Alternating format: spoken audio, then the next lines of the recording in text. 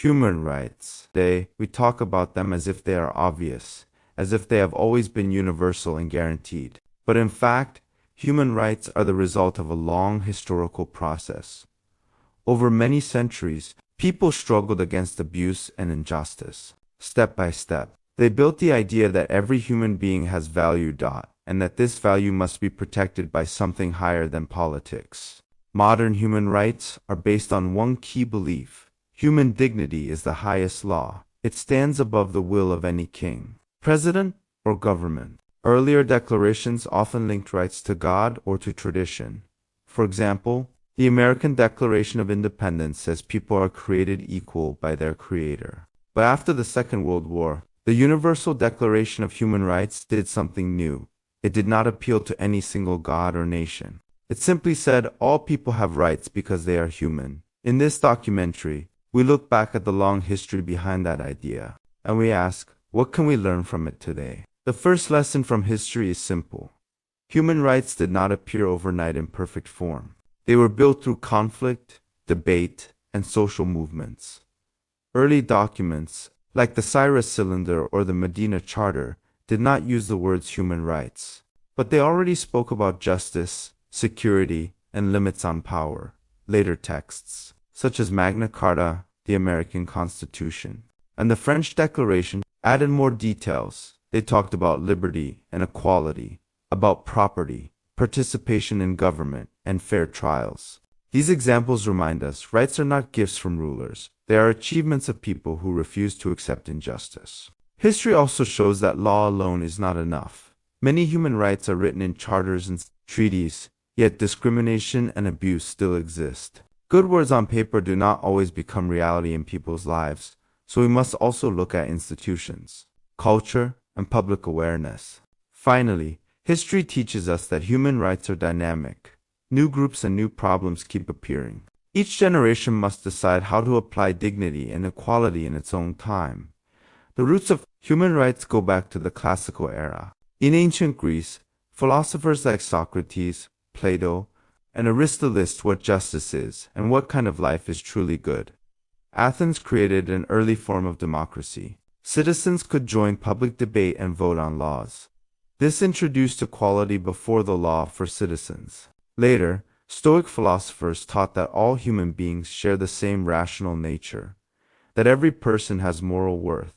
This idea of a common humanity later influenced Roman and Christian thought in ancient India. Religious and philosophical texts, such as the Vedas and Upanishads, emphasized the spiritual unity of all life. The principle of nonviolence became central. Buddhism rejected the rigid caste system and taught equality of all people in the search for enlightenment.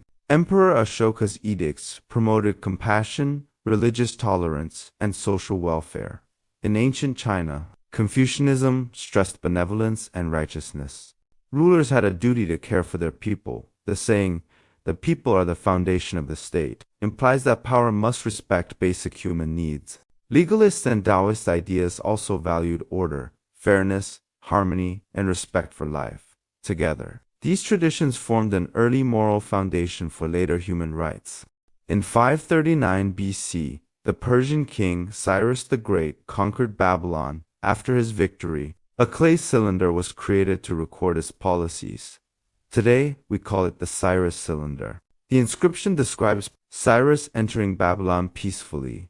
It says he restored temples and returned seized statues of the gods.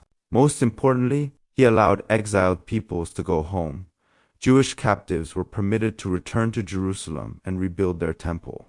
The cylinder presents Cyrus as a just and merciful ruler, a king who brings peace and order instead of destruction. The Cyrus cylinder is not a human rights charter in the modern sense. It is still a royal inscription and a political message. But some of its ideas clearly echo later human rights. It supports religious freedom. It respects the rights of communities to live according to their faith. It rejects mass persecution and forced exile. In 1971, the United Nations called it an ancient declaration of human rights and displayed a replica at its headquarters. Symbolically, it marks one of the earliest recorded attempts to rule a diverse empire with tolerance, fairness, and respect. The Cyrus Cylinder is not a human rights charter in the modern sense. It is still a royal inscription and a political message.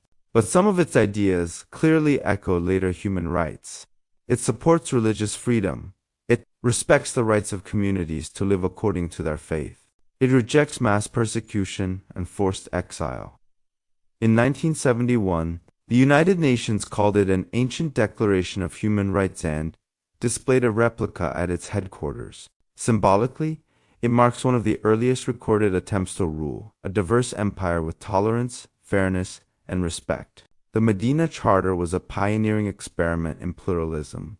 It created equality of citizenship in a multi-religious city. It replaced blind tribal loyalty with a written rule of law.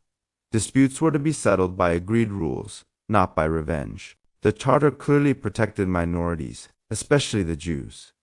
They could practice their faith, keep their property, and take part in community life. In this way, the Medina Charter foreshadowed modern principles full-fledged freedom, minority rights, and constitutional government. In 1215, in England, barons rebelled against King John. They forced him to sign a charter at Runymede. It was called Magna Carta, the Great Charter. It limited the king's power in concrete ways. He could not raise new taxes without consent. He could not seize property without reason or payment. He could not imprison freemen without lawful cause. One famous clause says, "No freeman shall badreen, except by the lawful judgment of his peers or the law of the land." Another clause states that justice must not be sold, denied, or delayed.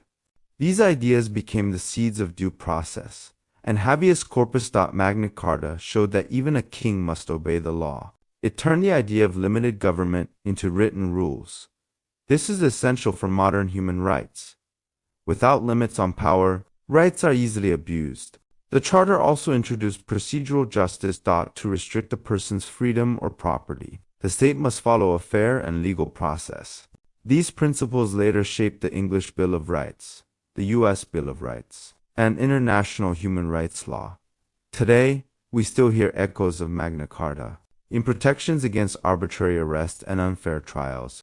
On July 4, 1776, delegates in Philadelphia adopted a new document, the Declaration of Independence. It formalized, "We're breaking away from Great Britain," but the opening lines carried a deeper message. The Declaration says that all men are created equal, that they are endowed with unalienable rights. Among these are life, liberty, and the pursuit of happiness. It states that governments exist to secure these rights, that their just powers come from the consent of the governed. When a government becomes destructive of these ends, the people have the right to alter or abolish it. The document then lists many abuses by King George III, and finally declares the colonies to be free and independent states. The Declaration of Independence is a milestone in human rights history. It presents rights as natural and inalienable. They exist before and beyond any government. It rejects the idea that birth or class can justify permanent privilege. It links legitimate political power to the protection of basic rights. These ideas inspired independence and democracy movements worldwide. They also influenced later documents, including the French Declaration and the Universal Declaration of Human Rights. In 1789, during the French Revolution, the National Assembly adopted another powerful text, the Declaration of the Rights of Man and of the Citizen, influenced by Enlightenment thinkers and the American example. It tried to redefine the relationship between individuals and the state. It declares that men are born and remain free and equal in rights. These rights include liberty, property, security, and resistance to oppression. It says that sovereignty belongs to the nation. That law is the expression of the general will. All citizens are equal before the law. Public offices should be open to talent, not birth. The Declaration protects freedom of speech, thought, religion, and the press. That defends the presumption of innocence and guards against arbitrary arrest. The French Declaration turned Enlightenment ideals into legal principles. It gave a strong universal language to human rights. Rights were no longer just for particular classes or nations. They were defined as belonging to every person as a human being. The Declaration and inspired democratic movements across Europe and Latin America. It later became a key source for the Universal Declaration of Human Rights in 1948. by linking individual liberty with the common good. It helped create the modern vision of human rights law, from ancient philosophers to modern revolutions. The history of human rights is not just a list of dates and documents, it is the story of how human beings tried to protect themselves from abuse, how they tried to limit political power, and how they searched for ways to live together with dignity, across different religions, cultures, and social classes. From the Universal Declaration of Human Rights, one message repeats again and again. Every human being has value. That value deserves respect and protection. History reminds us that the human rights project is not finished. It is our responsibility to continue it, to defend human dignity, to improve our institutions, and to put human rights into practice in our own time.